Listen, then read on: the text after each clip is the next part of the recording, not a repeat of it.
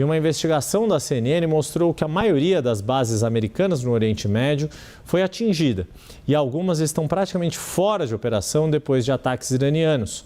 Além dos danos à infraestrutura, esses ataques abalam a imagem dos Estados Unidos entre aliados no Oriente Médio.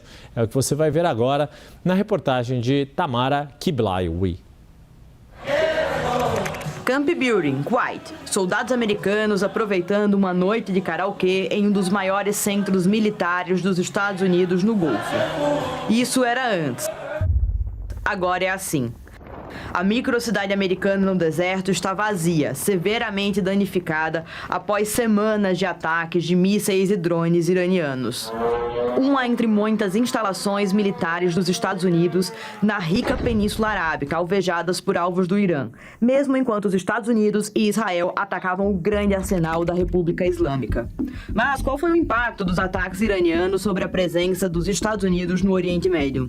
Uma investigação da CNN encontrou evidências de uma destruição sem precedentes.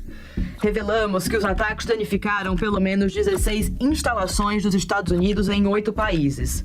De acordo com a nossa análise e fontes, isso representa a maioria das posições americanas na região, e algumas delas estão praticamente inutilizáveis agora. Uma fonte americana familiarizada com a situação disse que nunca havia visto nada assim em bases dos Estados Unidos, que foram ataques rápidos e direcionados, utilizando tecnologia avançada. Os principais alvos do Irã, aeronaves de milhões de dólares, como este Boeing E-300, que dava aos Estados Unidos uma grande capacidade de visibilidade sobre o Golfo. Este avião não é mais produzido e, em valores atuais, vale quase $500 bilhão. Equipamentos críticos de comunicação. Olhe para estas enormes bolas de golfe. Elas são conhecidas como radomes e protegem antenas de satélite vitais para a transmissão de dados. Apenas nesta base, o Irã destruiu todos os radomes, exceto um, em menos de um mês de guerra.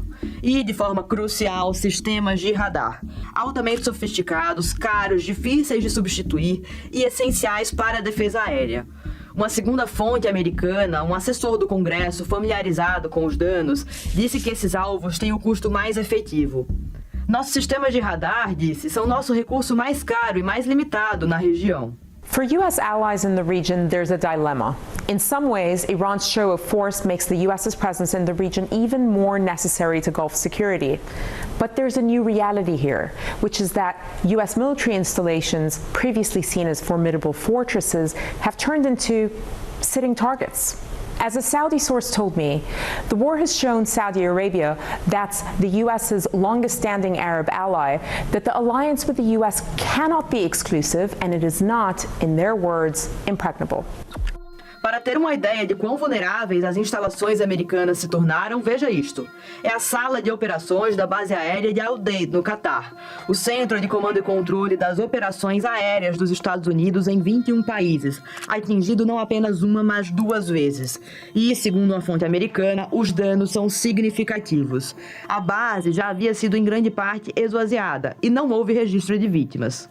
A capacidade do Irã de monitorar seus alvos nunca foi tão clara. Em 2024, segundo o Financial Times, Teherã adquiriu secretamente um satélite chinês conhecido como TEE-01B, um grande avanço em relação aos seus próprios satélites. Isso significa que Teherã passou de imagens desta qualidade para esta.